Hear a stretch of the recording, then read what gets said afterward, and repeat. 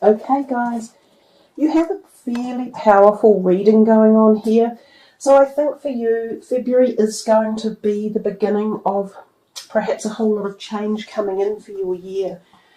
The two tens next to each other are significant because they are together, and tens are about endings as well. So you have three major arcana cards sort of on the left-hand side, and also your overall energy card, and these two tens are wands and a sword. I think if we take the time to go through your reading, and each of you individually, you will find very specific or poignant meanings to the relativity of each card. When we get the major arcanas, we know they're powerful, but each person will receive the messages and the instigation to create their new journey at their own personal level. So bear in mind these are generic readings for the astrological signs, and this is your reading, but personal readings are more in depth. So anyhow, let's start with the Ten of Wands. This card, he shows us that he's been doing intensely hard work and he is strong. He's got the backbone of strength. His determination and hard work over a project, over a period of time, and possibly the number 10 is representative here, is coming to an end, and it's been worthwhile. He has garnished upon or gathered upon his way lots of knowledge and input and ideas and structures, and also people and energy. And he is moving to the last stages of his project with this finality and success as a final goal. So I look at that card as one of positive achievement and heading towards a new direction or finishing of an old project with a successful accumulation of knowledge, awareness, and adaptness and prowess and ability. So a positive card. It can generally mean too that you are a little bit worn out and you have been doing this for a long time and you have had a lot on your back. So take heed that it's been worthwhile and everything you've done is accumulating into a positive.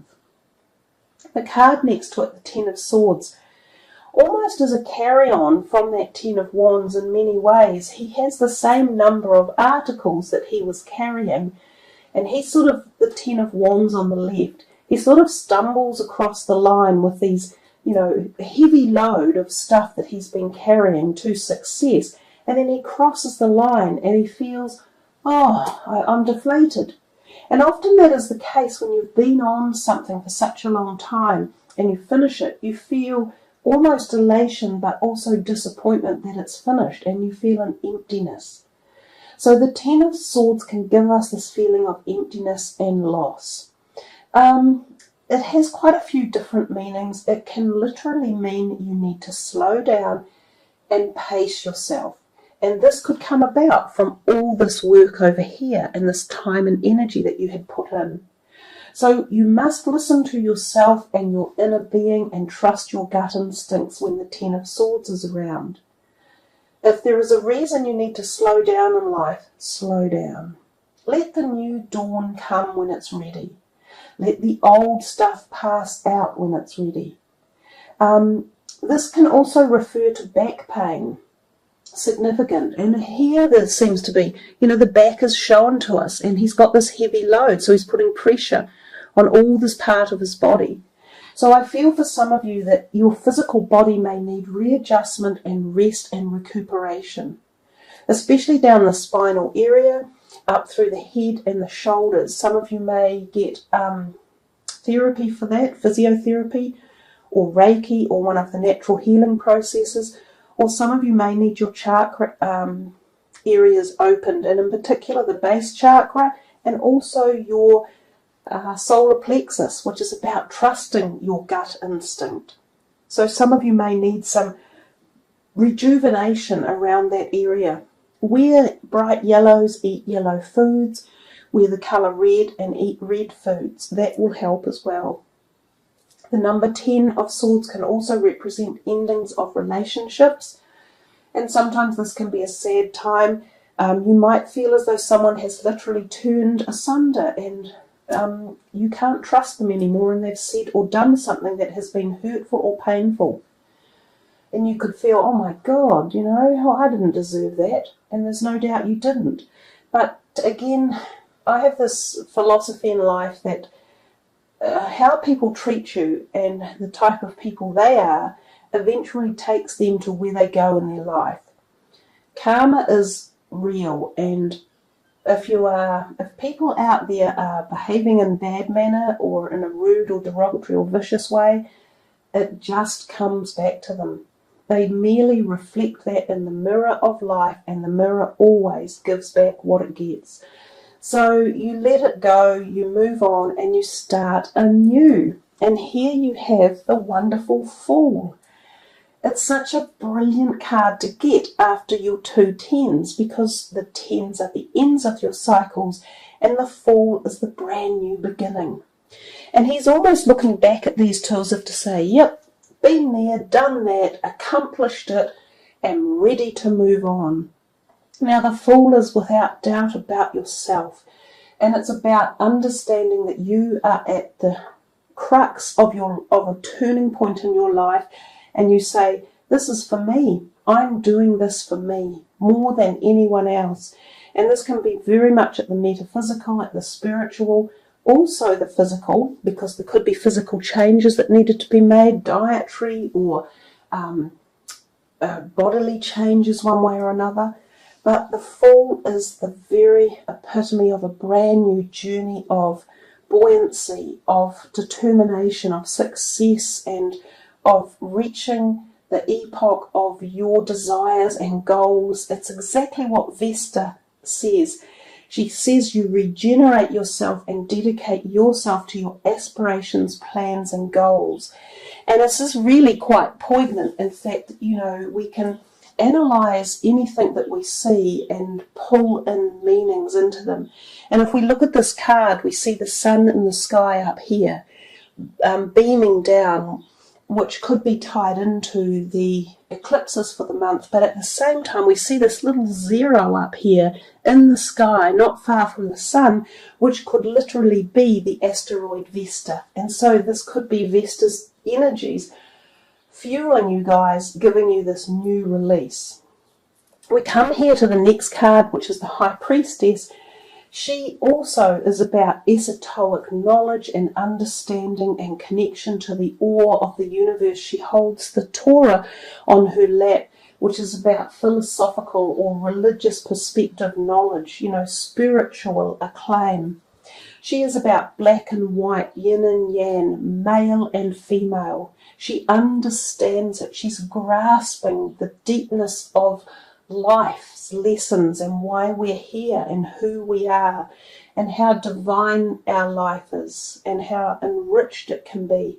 She is full of wisdom and nurturing, and again we have this wonderful ecliptical moon down here telling us that these energies are profoundly being activated around this time of the eclipse and the asteroid. So you are being awakened, you are being prepared for something divinely orchestrated for you, about you, which is why we're here in the first place. She is also, to a degree, sexually fertile, so there's possible sexual attraction, new relationships coming in, physically sexual relationships. It's also, again, about your physical body and often about the hormones and the sexual perspective of us. So for some of you, there could be a tie-in somewhere here about maybe past issues you have had around your sexuality or relationships that deal with that, and maybe these are being reawakened or readjusted, or you are learning to have more faith in yourself and be true and honest to yourself. As I said in the beginning, this seemed to be a really deep reading, and I think the cards that have come out are showing us just how deep it could be with each individual. The High Priestess, she is a lovely card. She is also about trusting your intuition, your psychic abilities, the connection to the afterlife and the spiritual realm as well.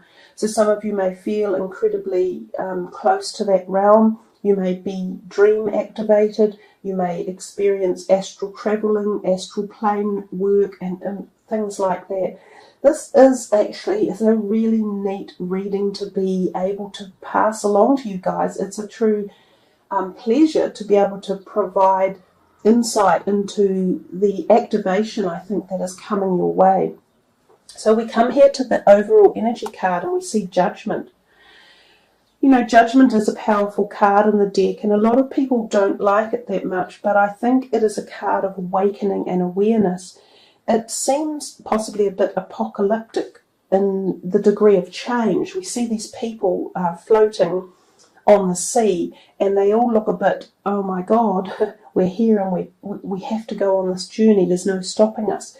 But they've been awakened to it by the heralding of this trumpet from one of the archangels. So the message comes to them from such unbelievable high levels, and it helps them to see the direction that they should be going in. And it's all about change and awareness and hearing and listening and learning and connection. So it's a profound card that teaches us to be open for the doors when they come, because I can tell you guys, your doors are opening. And to let the old ones close and to move on and understand that some of our perspectives or beliefs that we may have set up, it's time to drop them. And it's time to move into new knowledge and awareness and activation. So it's a very, very powerful reading, and it's very personal at incredible levels, and it's very much about change of direction and change of so much going on for you at so many levels. I would call it a good reading. And in fact, I think Donald Trump is a Gemini.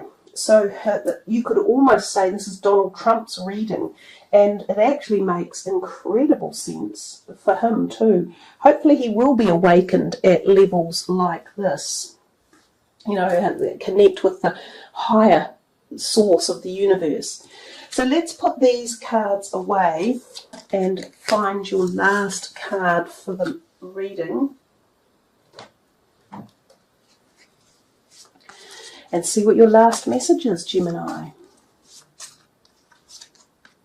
The heart chakra.